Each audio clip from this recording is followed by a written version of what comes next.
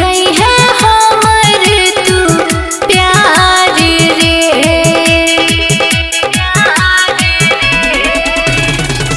होई छै बियाह हमर सुन रे मजनुआ, भूल जाई है हमर तू प्यार रे।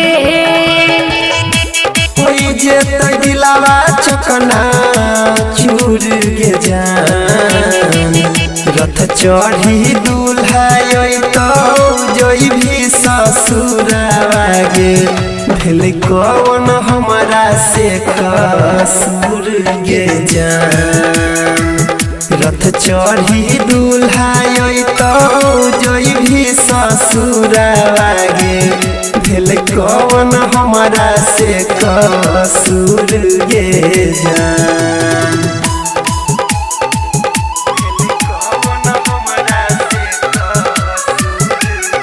डीजे रंजन बिस्फी।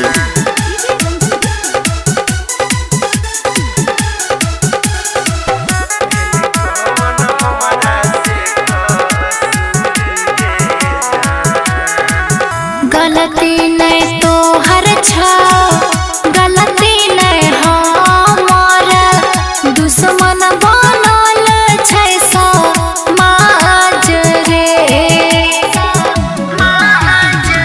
छिए मजबूर हम सुन रे मजनुआ, राखे पड़ले पापा के पगड़ी के लाज रे।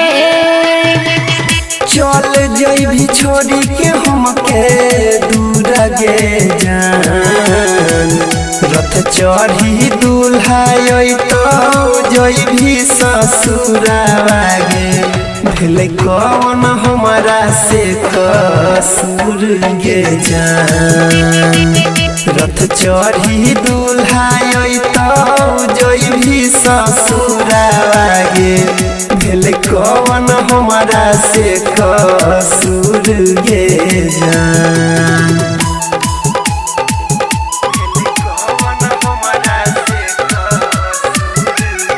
डीजे रंजन बिस्फी।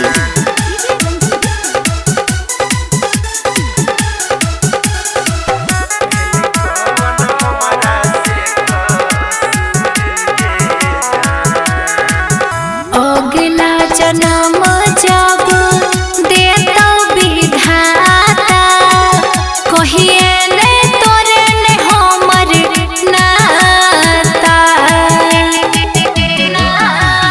कहल छो ममता सुने रे अनकित, अनिल के छुटतै साथ रहै नहीं पाता। मुहले भी अपन तोइता मोरी गे जान, रथ चढ़ी दूल्हा तो जइभी ससुरावा गे, भेल कौन हमारा से कसूर गे जान। रथ चढ़ी दूल्हा तो जइभी ससुरावा गे, भेल कौन हमारा से कसूर गे जान।